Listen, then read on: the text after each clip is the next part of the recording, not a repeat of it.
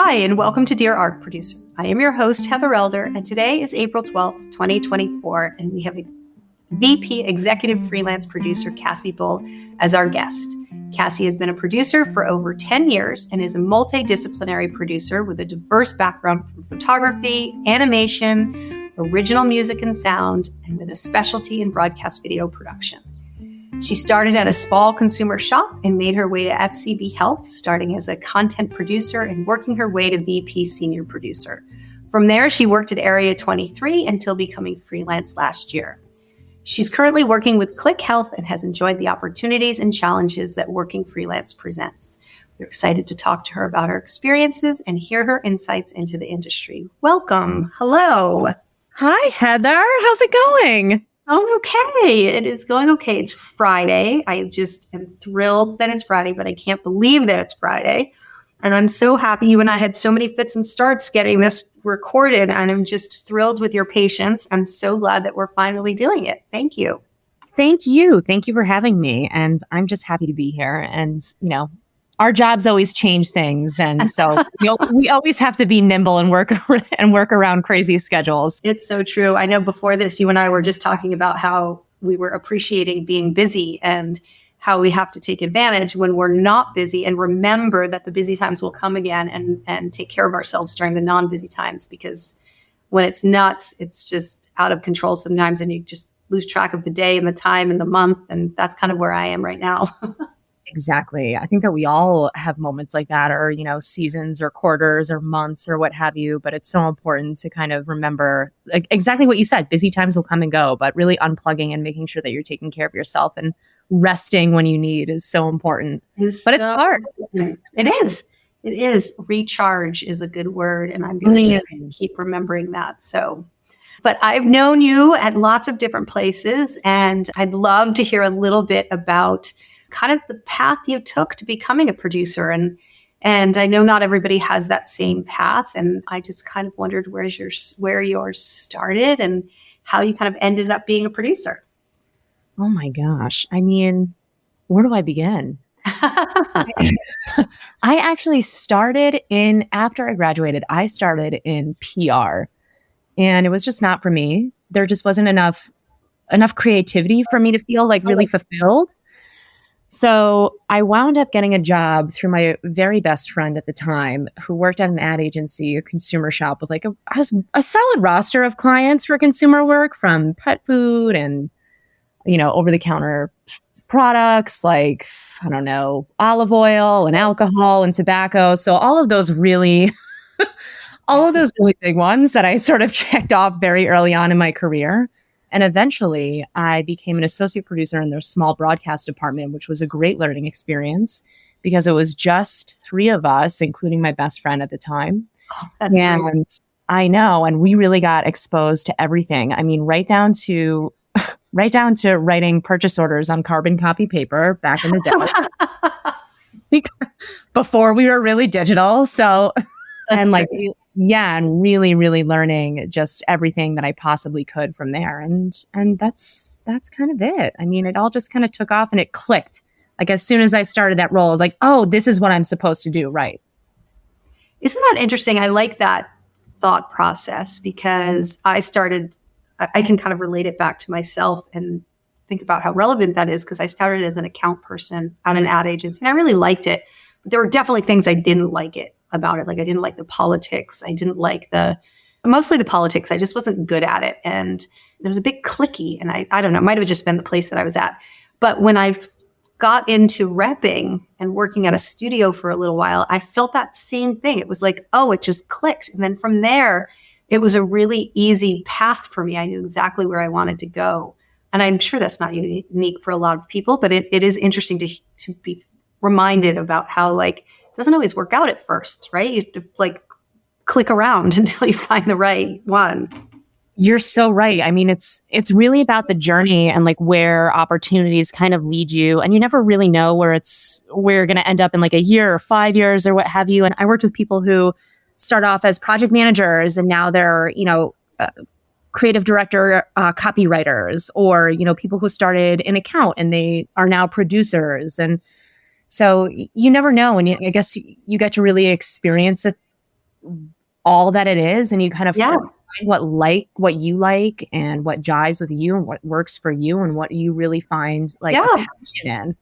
Well, and I think for some of the listeners, I know we also have a lot of students that listen in, and I would just kind of remind everyone that sometimes even it's not even a bad choice, but the choices that are not right are informative as to where you go next, right? You don't always have to have the job that you love, but you can have a job that you don't really care for very much and realize, you know what, I'm not doing that. I couldn't agree more. I mean, especially, being young and, everybody asks you, what do you want to do? What do you want to be when you grow up? And it's like, Yeah. I have no idea. I have no idea. Yeah.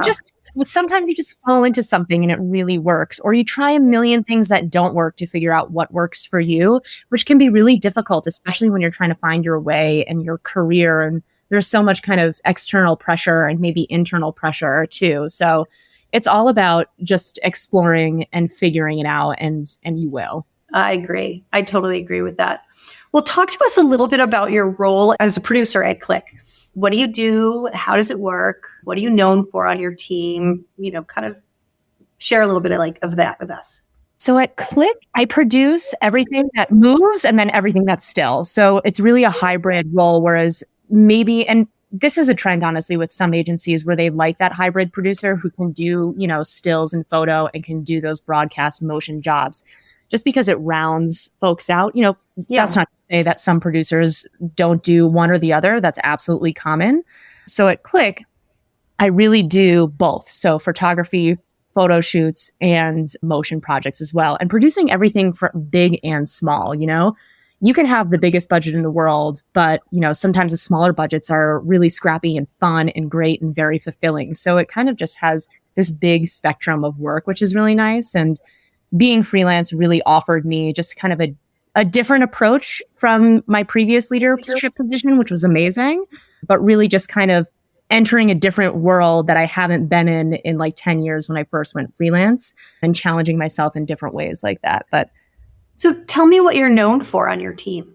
When they think about you or they talk about you or describe you, what would they say?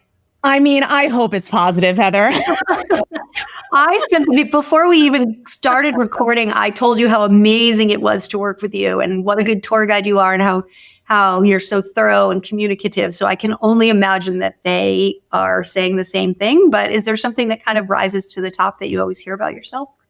I always think that I am known for always finding a way and figuring it out and making it great. I also really like to lead with an extended hand in partnership. You might come across someone who has done this 100 times, a production 100 times, and really knows it in and out. And then you might come across someone who's only done it once or twice or never. And I don't think that there's any shame in that. I really think that it should just be an open line of communication, and especially a learning experience in many ways, and having the trust and relationship with your team members, no matter who they are, account or project management or creative or what have you, to really sort of be on the same page and be on the same team.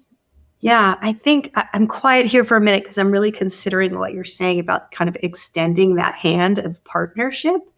And it sounds really obvious, but I'm thinking about it in the recent job that we're working on with you. And I think that's so true. I really felt that without putting a name to it, because you have been very open with your communication and available to talk and considerate of all the different questions that we have.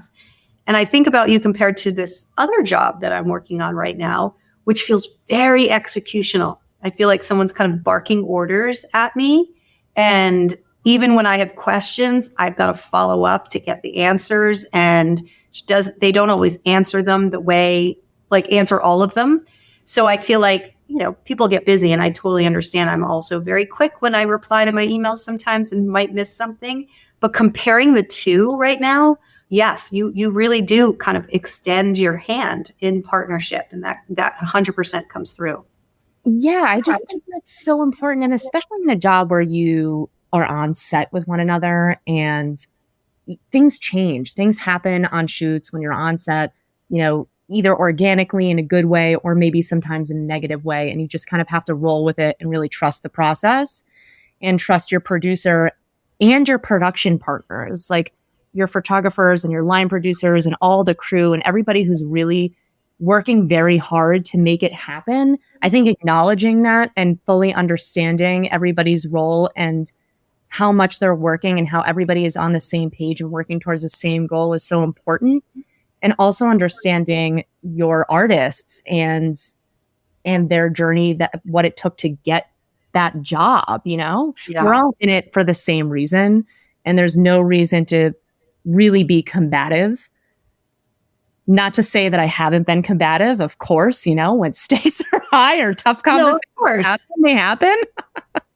But I think combative is not the opposite of collaborative, right? Like, I feel like, I mean, it is one end of the spectrum, is part of that spectrum on the other end. But by thinking about it visually, like outstretching your hand to be a partner, it means that you really respect that we're both in this together and you're present, right? Exactly. Whereas other people, while they are not being combative, they're not present. Like it's like they're pushing papers and spitting information at us. And it just feels a bit like, okay, I'll take what I can, I'll bring it in as I can, and I'll do the best I can to get you a bid, but I don't have all my answers. So I really appreciate, you know, working with you right now. It's been great that way. Oh, well, I mean, thank you for saying that. And you know, I really am very strong in the partnership mindset, in that, you know, tough conversations happen, but like you lead with that sort of hand or that sort of partner mindset, then you just get there easily. You get to a resolve, or you get to a great shoot day, or you get to a great result easier. And there's no reason for any sort of added difficult conversation or pressure or attitudes or egos. It's just, like I said before, we're all in it for the same goal. You know, we're going to get there. Absolutely. Okay. So talk a little bit now about what your clients are asking of you right now. What sort of projects are coming across your desk? I have a variety. I have everything from stills to broadcast to animations to games, even occasionally, to sonic branding. Wait, what's sonic branding? Sonic branding. So sonic branding for a client, creating like a sound library that's unique to their brand. Yeah. So if you think of like Intel or McDonald's, some of those audio cues that are very identifiable that you probably don't even think about, but if you hear, they're like do for T-Mobile. Yeah. You know, that's crossed my desk. So a lot of different stuff, which I really enjoy. I really enjoy just like all the breadth and variety. That's great. Yeah. I mean, people in the podcast have heard me say this before, but it used to be years ago that I would have 100% of your attention because all you would be focusing on would be print. And the artists that people like me represented would be the solution to whatever creative challenge came across your desk, because it was usually a print thing, because broadcast or motion was siloed into something else. And you didn't have maybe it was illustration a little bit, but you didn't have all the other different, you know, types of mediums in which you had to kind of fill, or different channels that you had to fill. So it's really interesting to hear you share other things that you're working on, because it's a different world. It is, but you know what? Whenever you and I have bid together many times and, you know, have known each other through the past couple of years, even when we have something like photography, there's so many other add-ons and opportunities that brands and clients and teams like to kind of stretch into their library outside of just a regular still. Like, is it a cinematograph? Or are we going to do a little bit of motion? Or what else can we do with what we're getting? So it's interesting to kind of see how far things are going and what's in people's wheelhouses. And well, let's talk about motion a little bit. Oh, let's talk about motion, Heather. I'm rolling up my sleeves, putting on my gloves. That's right. Okay, so if a job is motion forward, right, you tend to call a photographer first or a director. And do you prefer, because, you know, a lot of photographers obviously do motion. So, or do you prefer to go through the production companies and find a director that way, or, you know, contact an independent artist, or maybe both? I think if it's something like a TV commercial, I'll go to my TV commercial reps. But if there is other work involved, like if it's a photo shoot, but we want motion, what's the directing aspect of it? You can think about it and approach it in many different ways to see who could be right for the job and who could really put their lens on it. Because that's it. At the end of the day, that's what we want. We want to partner with people who really, what I tell people, not just paint the walls, but help us build the house. They can really build the vision and they have a little extra something to bring to the table that will help us kind of get there, and not just get there creatively, but like extend beyond it, really just bring the concept and bring the creative to life in a different, meaningful way that we didn't necessarily think of. And if you were to work with a photographer who manages the motion, or you were working with a production company that brought in their artist, another artist to work on the, let's say, stills part of a motion, or maybe the motion, and you bring in a photographer, like, do you have a preferred way? Like, do you prefer the independent artist, or do you prefer the production company model, or it really depends on the job?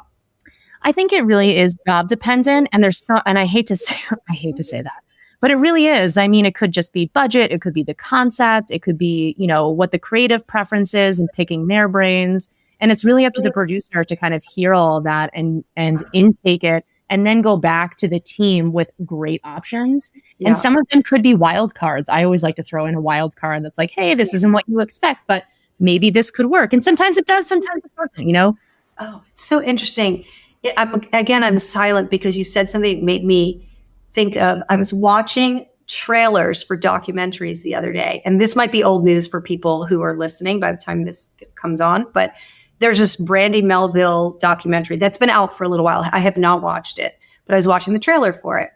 And there was a photographer on who was talking about how she is a she now. She was a he at the time, was hired in an 8th grade.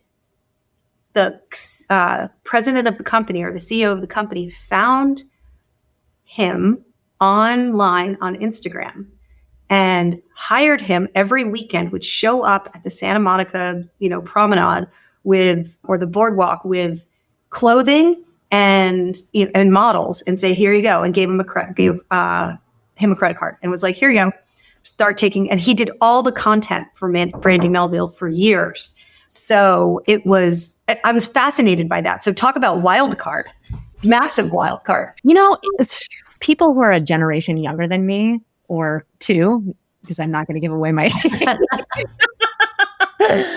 I feel they're so technologically advanced and so in tune sort of with social and content that it doesn't surprise me that a brand would gear younger to get, maybe some of that content aspect of it, but that seems so young. I know that documentary. It's on my watch list. I haven't watched it. Well, now I want to watch it. I'm like fascinated by that. Yeah. I mean, I'm fascinated. I've never shopped at Brandy Melville.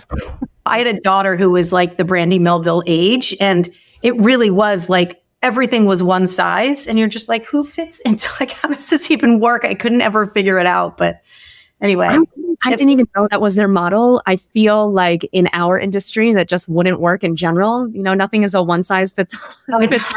We're always putting, square pegs into round holes or figuring it out, Yeah. So anyway, it's definitely on my list too. It's now like at the top of my list. So if we watch it, we need to compare notes. Oh my gosh. 8th grade. That's crazy. I know. Crazy. What about marketing to you? How do artists connect with you right now, and how do reps connect with you? And is there a message that is more useful that kind of rises to the top? I always love the rep emails sending me work. I will look at them as often as I possibly can, because I want to know what you guys are doing. I want to know what your artists are doing. I want to know all of what you're creating and all of what visually you're doing. I really, really want to understand that. I want to know at all times, Heather, I'm putting a GPS tracker on you. No, but in all seriousness, I really love to see the work. I really love to know who's new on your roster. If you're repping different people, how inclusive you're being to different communities that are often underrepresented is what I also look for. anything that you're doing new, and that goes for both broadcast and photo, I really just like to see it. And I want to see the work that's out there, because that just gives opportunity to brands and my creative team and to you guys. And so I just want to see the work. Send me the work. Well, and that's what it comes down to, right? And timing also, right? Yeah. Timing, relevance, and obviously the work is first and foremost. You just never know how busy you're going to be when I send you the email.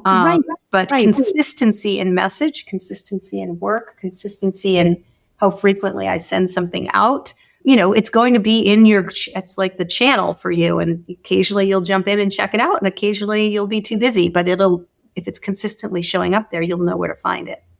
Yeah. And it's always reference material too. If a concept hits my desk or if I'm assigned to a new job, I can look back at those emails and see kind of what's out there and what could possibly fit.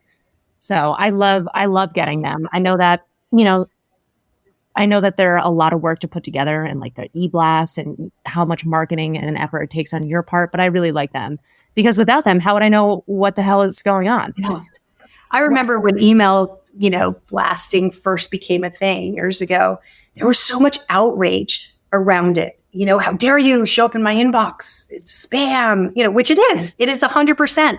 I talk about it as interruption marketing. This idea that I am literally showing up in your inbox somewhere that you did not invite me. I am emailing you, asking you for favors, asking you to look at something, shoving new work in your face. So for me, I feel like there's a huge responsibility. If I'm going to be interrupting you, it needs to be interesting and relevant, and it needs to be good work, and it needs to be something that, isn't a bit of a waste of time for you and thoughtful.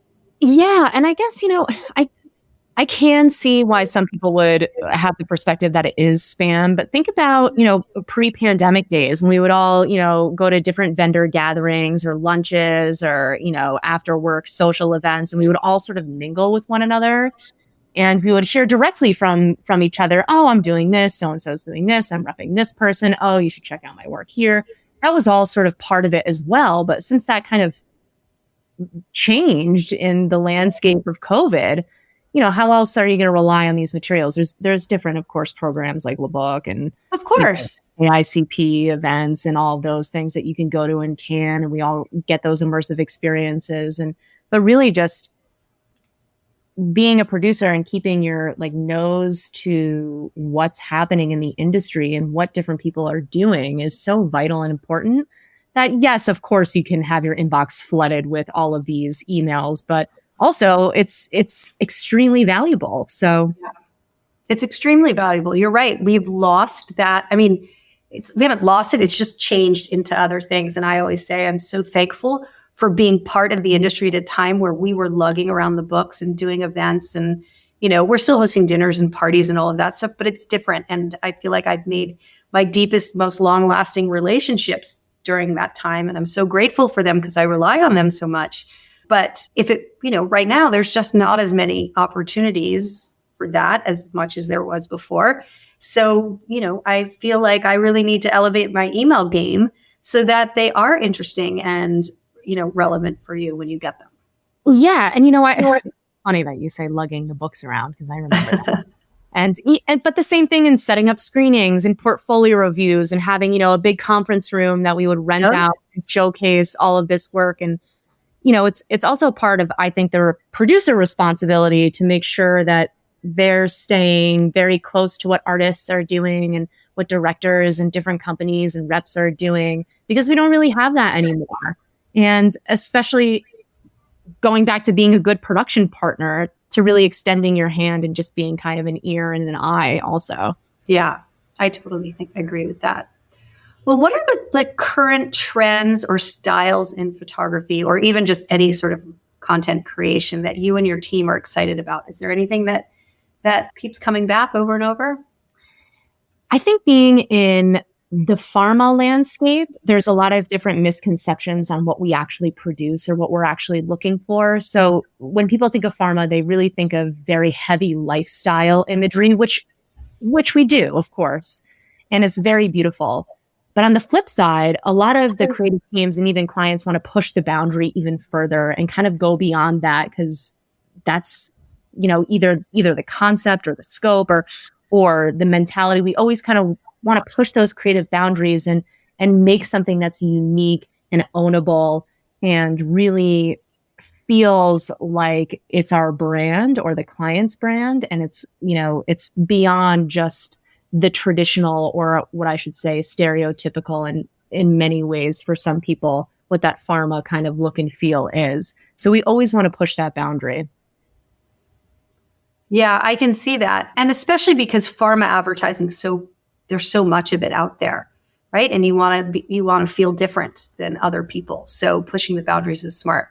Yeah, exactly. And whether that's like a CG combo, or, maybe we don't even show people, it's animals depicted in different scenarios, or anything crazy, but we're always looking for something that's a little bit out of the box, And even when I ask for a director reel or portfolio, or, people ask, hey, do you want to see our pharma stuff? I'll say it's really nice to consider that maybe as a backup, because, we might have clients who say, hey, have they ever done pharma before? Have they ever worked with real patients? And all of that is very important to keep in mind, but it may not be the thing that a producer wants to see right away, Yeah, I agree with that too.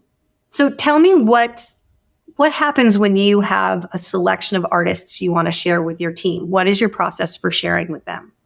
I have a meticulous process, and I don't know, this might be me. I will go through all of the portfolios that I receive, and I will look through all of them. I will make notes, and I'll sort of categorize ones that I send to the creative team, and I'll always keep like a handful of backups. So I'll never send them, all 100 or 80 or 50 portfolios that I'll get. I'll always curate the list, and I'll send it to them for their reactions. They'll either provide me feedback or say, that's great. And then we'll go from there. This has come up on the past few podcasts, but what are your bookmarks like? Do you mean my tabs open on? Okay, so it's tabs for you. For me, it's bookmarks. It's like if I lost I've talked about this before, but bookmarks are just like so critical for me. I keep folders in my email accounts and in my Slacks and things like that. And I'll always keep my Excel spreadsheet, of course, of where I organize all of my portfolios, because there might be something for another job in there that I can reference later. So my tabs remain pretty neat. There's other ways that I kind of document things. Yeah. Interesting. I just always love asking the question, because art producers are such meticulously organized people, and their system and their process for managing the portfolios and links are, always so interesting. So yes. And I'm a little bit of a free spirit. Like, I'll just close my Google Chrome if I have 50 tabs open and know that I can just recover it if I miss something. But when it comes down to like my bookkeeping and remembering things, I just have that in an area that I know that I can easily go back and reference it, which is always in like a document of some sort versus just a bookmark or a tab, because I'll just say, okay, Friday, 5 p.m. Bye. Well, what do you think our listeners would enjoy or find interesting to know about your process that they may not understand? And I don't mean your organizing process, but I mean the process of like whittling down choices to share with your team. I will go for a couple of obvious answers, but I'll always throw in a couple of people and artists that I see that might bring something else that's very unexpected. And I'll put a note to the creative team as to why I put them in. And they could say, oh, great. Or, oh, you're just as crazy as I thought. No big deal. More often than not. So I always look for something that's a little bit out of the box and a little bit out of the ordinary that wouldn't be expected in terms of what they would think that they're going to see based on their concept. So it's okay to put a wild card in there. Yeah. What's the worst that they're going to say? No. Okay. Well, yeah, no problem. They could keep in mind for something else. At least they looked at it. Yeah, of course. Now, is there anything that would be helpful? I mean, I know there's lots that would be helpful, but from your point of view, what are the most helpful things on a photographer's or a rep's website? I do like reading a bio on the photographer. I like kind of seeing where their background is and kind of where they came from. And because I think a lot of that feeds into their perspective and offers sort of a unique point of view.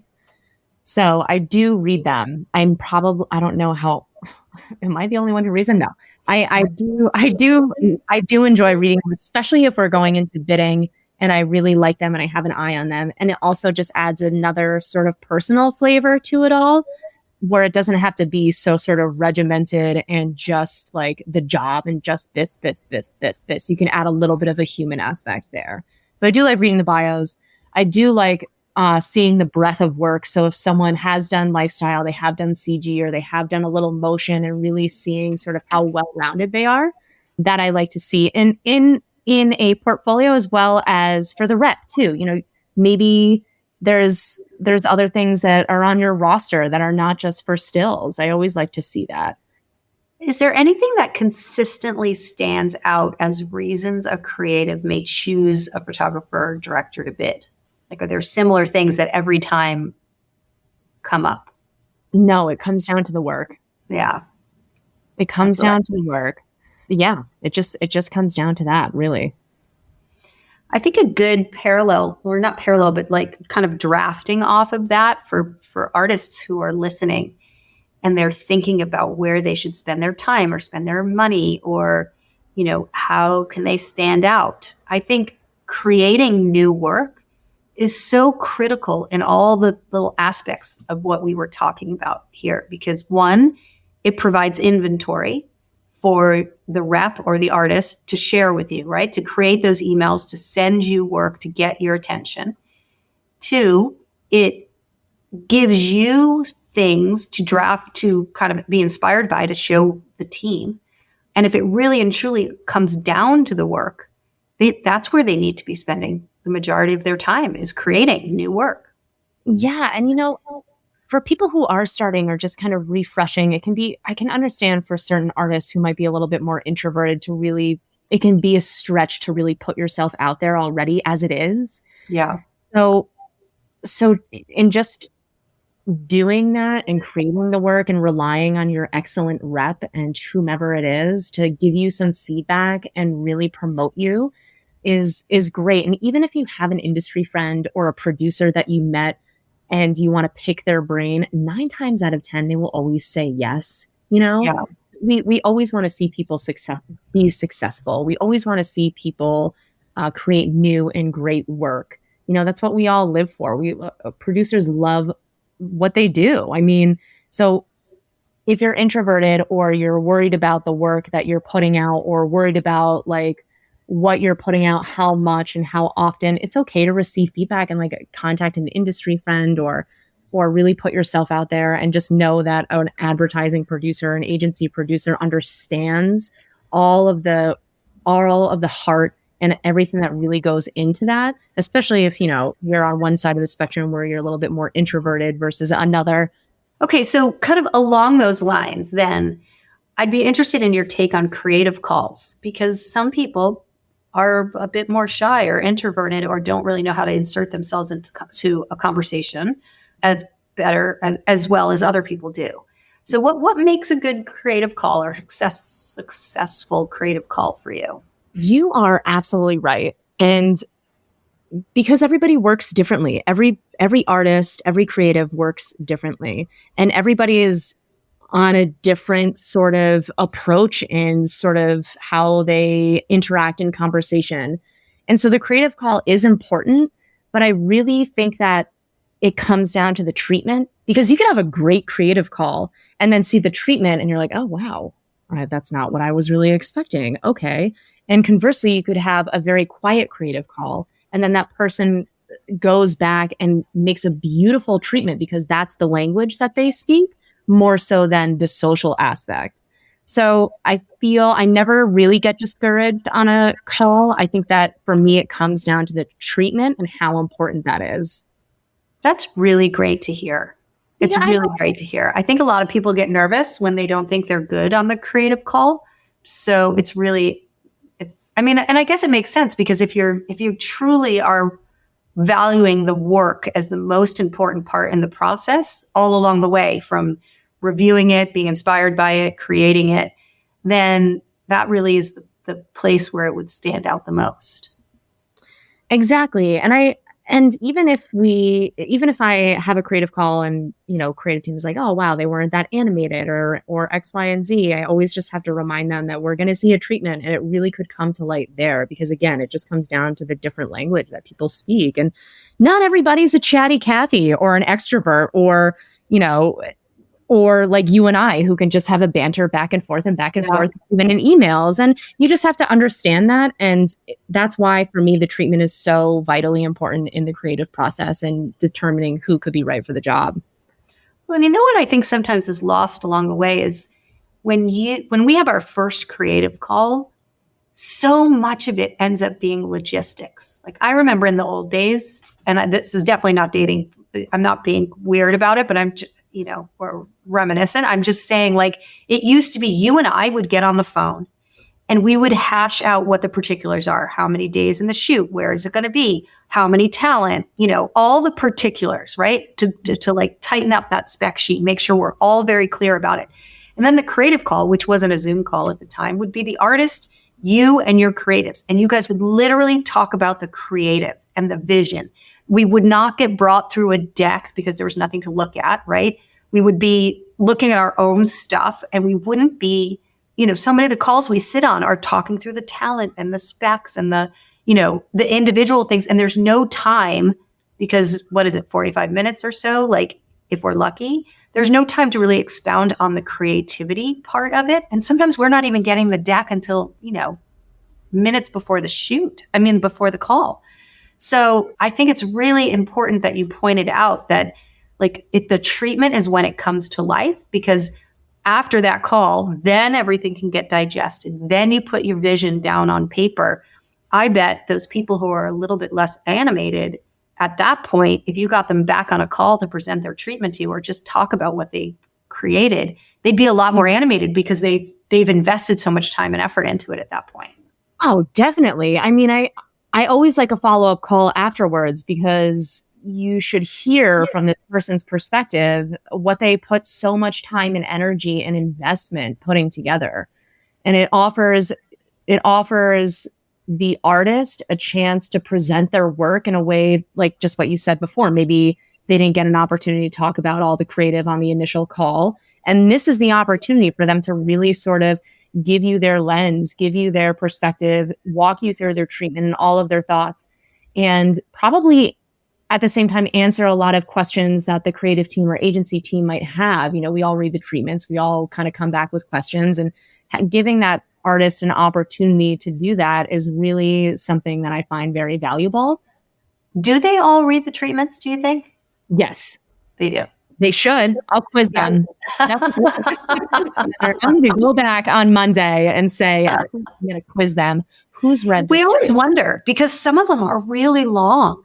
There's a lot of like approach and vision and thought process and all of that put into it. So we're always wondering, sometimes you were amazing. You gave incredible feedback, and it was amazing to be able to present to you. But a lot of people don't. You just sometimes don't hear anything back, and you're like, did they even read that? Yeah, no, okay. Well, I usually have like a follow-up meeting with my creative team and say, what did you think? What did you find interesting? What didn't you like? And, we kind of hash it out, and they go back and discuss amongst themselves and figure out their reco. But yeah, I have not experienced personally my creative team not reading a treatment. Well, that's good. Thank you for that. On behalf of our entire industry, we thank you. Listen, I'm here for you guys. What about when it comes time to award the job? You've got 3 choices, usually, I'm assuming. Who do you think chooses more? Is it more what the client wants, or is the client deferring to their agency partner for a recommendation? We always go in with a strong reco. I mean, we will sometimes have conversations with clients, of course, who give us their input. And let's say in a scenario where we do a pre-bid, we show our 3 possible production partners, and we break away and say, okay, now we're going to go and, get the bids and the treatments, or we're going to come back with our reco.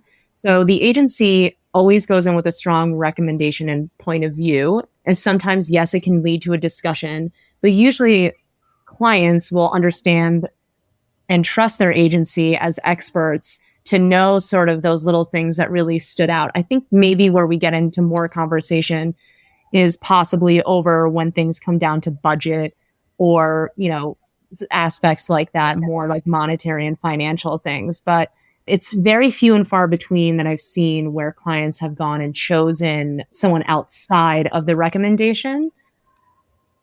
Yeah, that's great to hear. It's become a bit of a joke in our industry where if you're the recommended talent now, everyone's like, don't tell me that. I do not want to know if you're the recommend, because you end up not getting the job whenever you're the recommend, which has kind of led a lot of people to wonder, like, this process of triple bidding, you choose, you have three really amazing choices when you're triple bidding, and you put the time into all three of them. So all three, when you present, are really great options. So when push comes to shove, if the client likes someone that's different than your recommend and it's a good choice, like, why wouldn't you let the client choose? And I think that's happening more and more, unless everybody is saying you were the recommended and you didn't get it just to make people feel better. I have no idea. No, it does happen. It really does. I guess from an agency side, we would never present anybody to a client that we didn't feel couldn't do the job. Mm-hmm. Maybe if someone really fell flat in the treatment, we would say that and express that to clients. And maybe this is why we would really recommend X, Y, and Z over this other person. Yeah, it's interesting. Okay, what about pitfalls that you've noticed that photographers or directors tend to make when they're trying to land a job? Is there any advice of things you can tell them to just, don't do that? That never goes over well. I mean, I know that I keep on harping on the treatment, but really, if you're going to talk about, let's say, locations in a treatment, then show me where your head is at if you want to go and shoot these locations, or what locations you would like to shoot in, even if it's just swiping examples, or, you're bidding on a certain city, state, or country. Put that in the treatment. Don't just sort of give a one sentence about it. I really want to see your point of view. I really want to hear everything that goes into this. For me, I try and do a week to create the bids and treatments, and I feel strongly that within that time frame, you should come back with something that's very, very well thought out. Well, thank you. A week is an amazing amount of time, and the fact that you think about that and build that into your schedule is really appreciated. Yes, well, that is subliminal messaging, so you're welcome to have it. a week for your treatments. Otherwise, if we're questioning, I wonder why so-and-so didn't do that. Well, if they had 24 hours to do a treatment, we're just going to get a Pinterest board. Come on. Okay, so what is your prediction for the rest of 2024? Oh my God. I don't know, Heather. We had an earthquake. Oh my God. Wait, you had one in Colorado too? No, I didn't have one. Thank God. Don't bring that on me. But no, I don't want to predict anything that's going to happen in 2024. It's a wild ride, and we've only made it to April. I know. I can't believe it's already April, and yes, and there's a lot more to go. But I think you're right. I do feel like the pulse, has quickened. Yes. Things have gotten busier for sure than they were last year. Artists on my roster that were not as busy, who were typically always busy, are getting busier again, which really kind of proves to me that last year was a bit of a blip for the entire industry. Although it's nowhere, not everyone is as busy as they'd like, but I am absolutely seeing an uptick and more consistently, which is great. I think so too. And just like we were talking about, like the ebbs and flows and being super busy and reminding that those busy times are going to come. And especially when you are freelance, or when you are, a photographer or reps, and you're like, oh, wow, business is slow right now. You just kind of have to remember that it'll come. Yeah. Which is really difficult, especially for people who are working at such a high caliber intensity as we are. Yeah.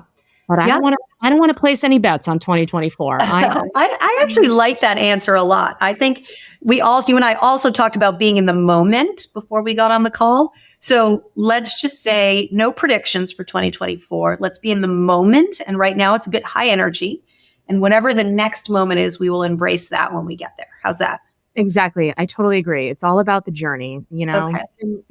Just like we talked about earlier. Figuring out what you're going to do when you're still really young, and figuring out what you're going to do when you're, not that busy. You just have to go with the journey. Surrender to the flow. Surrender to the flow. Okay, so just 2 last questions I ask all my guests. Okay. What is your favorite thing to do on a Sunday? And if you weren't a producer, what would you be doing? My favorite thing to do on a Sunday, I love being outside, as a very free-spirited person. I always like to have my bare feet in the grass. So either summertime, I love being in my vegetable garden. I love going for walks and hikes and doing something new. I love music and live music especially. So those are all the things that I really, really enjoy on a Sunday or in my spare time. I love that. Okay. And what if I was not a producer? You weren't a producer. I don't know. I have a really kooky personality, Heather. I have no idea. Where would you see me? A bartender? I don't know. That would be great. Oh, I think for sure. I like the kind of jobs that have a beginning. When I think about like what else I would do, that have a beginning and an end.